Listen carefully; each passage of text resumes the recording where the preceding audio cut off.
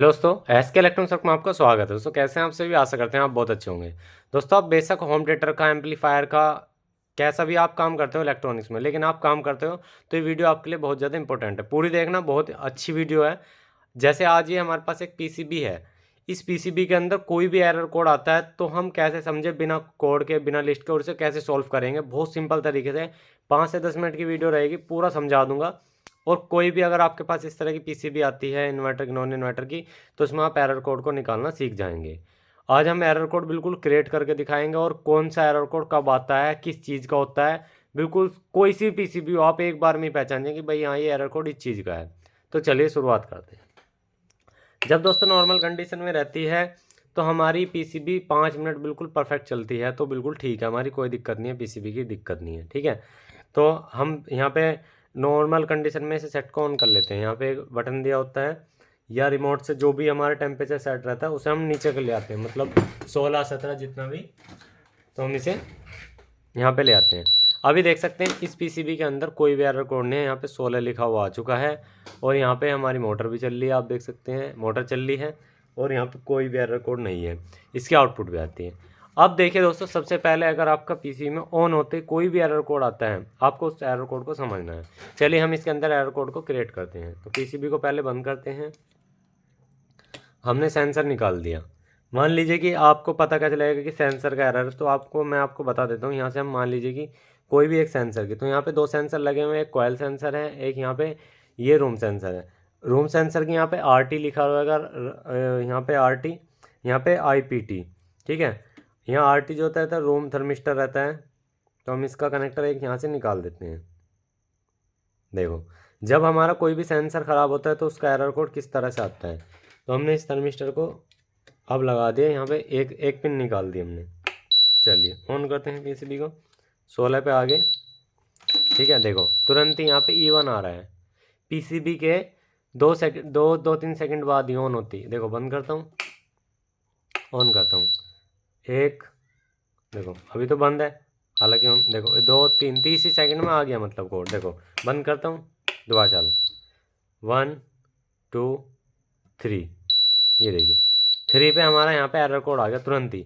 आप देखेंगे उस कंडीशन में ना तो मोटर चलेगी, ना कंप्रेसर चलेगा, कुछ नहीं चलेगा, लेकिन यहाँ पे एरर कोड बिल्कुल हमारा जमा रहेगा, ठीक है। एरर कोड जम गया E1, ठीक है। E1 यानी कि हमारा इंस्टेंट एरर कोड आ रहा है ना। जब इंस्टेंट एरर कोड आए, सबसे पहला इंस्टेंट एरर कोड E0 अगर होगा तो सॉफ्टवेयर का है। E1 हुआ, E2 हुआ, या E5 E6 जो भी है, अगर तुरंत ऑन होते ही आता है तो समझ जाओ दोस्तों वो सेंसर का एरर है। तो हमने इस सेंसर को हटाया था, तो इस सेंसर को हम वापसी अगर देखो यहीं लगा देंगे ना, तो शायद ये एरर कोड चला जाएगा, अगर इसमें सेंसिंग बहुत फास्ट होगी तो यहाँ पे हमने एरर कोड, देखो सेंसर लगाते ही एरर कोड चला गया। अब पीसीबी को ऑन करें तो नॉर्मल कंडीशन में आ गई। अब हम दोस्तों दूसरा सेंसर निकालते हैं अगली तरफ का। अब देखते हैं क्या एरर कोड आता है। देखो इसमें E2 आ रहा है, लेकिन सेंसर को लगा देते हैं। हमने दूसरी तरफ E1 भी आ रहा है, E2 भी आ रहा है, देखो आपने देखा। अब यहाँ से हमने एक सेंसर निकाल दिया, इसका एक लगा रह रखा है, जो पहले था वो लगा दिया, यानी कि E1 वाला। अब E2 वाला हमने हटा दिया। तो यहाँ पे आप देख सकते हैं अब E2 आ रहा है। E1 और E2 अब देखते हैं कि बंद करके कितनी देर में आता है। बंद किया, चालू करते हैं, ये देखिए। अब हमारा देखिए सेंसर में 3 सेकंड बाद ये एरर कोड आ जाए, मतलब पीसीबी के अंदर E2 एरर कोड है, ये स्टेबल हो गया। तो ये भी हमारा सेंसर का है। दोस्तों जब भी पीसीबी में अगर एकदम से एरर कोड आए ना ऑन होते, तो वो सेंसर का एरर कोड होता है। मोटर का एरर कोड भी बताएंगे कितनी देर में आता है। तो हम अगर यहाँ से दोनों निकाल दें तो यहाँ पे E1 और E2 बिलिंग करता रहेगा। E1 आएगा, फिर E2 आएगा, फिर E2 आएगा, फिर E1 आएगा। इस तरह से up down up down up down change होता रहेगा। देखो E1 आया, अब यहाँ पर आप देख सकते हैं। अभी यहाँ पे E2 भी आ जाएगा। तो इस सेंसर को हम वापसी लगाते हैं। तो दोस्तों अगर इस तरह से पीसीबी ऑन होते ही एरर कोड आने शुरू हो जाते हैं, तो समझ जाइए आपके सेंसर के एरर कोड है, आपके किसी भी चीज़ के नहीं है। ये लग गए। अब देखिए हमारे यहाँ पे सेंसर के एरर कोड तो बिल्कुल ख़त्म हो गए। अब आ जाते हैं दोस्तों, हमारा एरर कोड अगर कुछ सेकंड बाद बने, मतलब जैसे कि 10 सेकंड बाद, 15 सेकंड बाद, या 1 मिनट बाद, तो एरर कोड किस चीज़ का होता है। देखो अभी नॉर्मल कंडीशन है, तो हम इस पीसीबी की मोटर जो यहाँ लगी हुई है, एक ये तो है मोटर की पावर को जो कि चलाने के लिए, ये मोटर की फीडबैक को वही हमारी कितने आरपीएम पे घूम रही है। तो हम मोटर की जो कि आरपीएम होते हैं उसको ये कैलकुलेट कराती है और उस हिसाब से आरपीएम इसके अंदर प्रेशर देती है, मतलब पावर देती है। तो अब यहाँ पे मोटर चल गई, ठीक है। अभी इसके अंदर कोई एरर नहीं है। अब यहाँ से हम क्या करेंगे, फीडबैक निकाल देंगे, मोटर की फीडबैक निकाल दी, मोटर भी तेज़ हो गई यहाँ पे, ऑटोमेटिक तेज़ हो गई क्योंकि इसको फीडबैक नहीं मिल रही। देखो बंद हो गई मोटर, अब देखो, ये देख लो बंद होगी मोटर, फिर चलेगी, दोबारा री अटैम्प्ट, दो तीन बार मोटर री अटैम्प्ट करेगी। आप यहाँ पे देख सकते हैं, ये देखिए मोटर फिर से चली, फिर रुक गई। आप देख सकते हैं E6 आ गया, ज़्यादा से ज़्यादा 30 सेकंड हुए होंगे बस, उसमें हमारा एरर कोड आ गया E6। तो आप देख सकते हैं ये मोटर का एरर कोड है, यानी कि मोटर री अटैम्प्ट करेगी। जब दोस्तों पीसीबी मतलब एसी आपका ऐसा कर रहा हूँ, मोटर फिर चल रही है बंद हो रही है, फिर चल रही है बंद हो रही है, कुछ देर बाद एरर कोड आ रहा हूँ, तो समझ जाओ आपका मोटर का फेलियर है, उसकी फीडबैक ख़राब हो गई है या उसमें कोई दिक्कत आ गई है, ठीक है। तो अब हम क्या करेंगे, पीसीबी को ऑन ऑफ कर देंगे यहीं पे, तो पूरा रीसेट करना पड़ेगा।